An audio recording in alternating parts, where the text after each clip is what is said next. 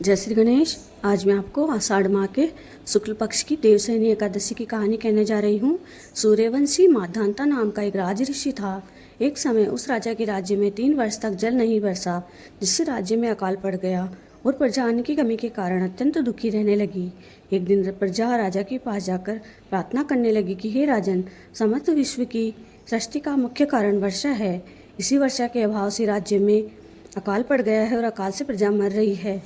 हे राजन, आपको ऐसा उपाय बतलाइए जिससे हम लोगों का दुख दूर हो। इस पर राजा माधनता बोला कि आप लोग ठीक कह रहे हैं, वर्षा से ही अन्न उत्पन्न होता है। वर्षा न होने से आप लोग बहुत दुखी हैं। राजा के पापों के कारण ही प्रजा को दुख भोगना पड़ता है। मैं बहुत सोच विचार कर रहा हूँ, फिर भी मुझे कोई अपना दोष दिखाई नहीं दे रहा है।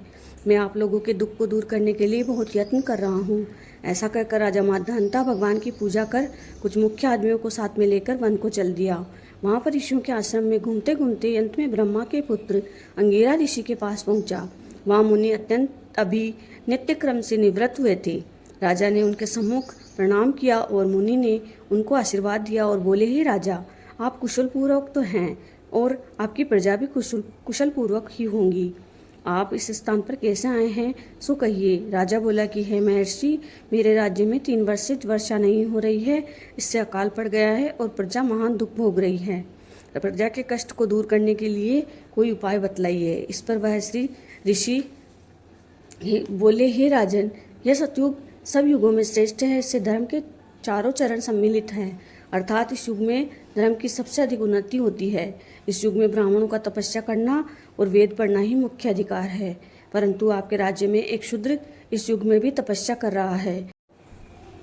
इस दोष के कारण आपके राज्य में वर्षा नहीं हो रही है। यदि आप प्रजा का भला चाहते हैं तो उस शूद्र को मार दीजिए।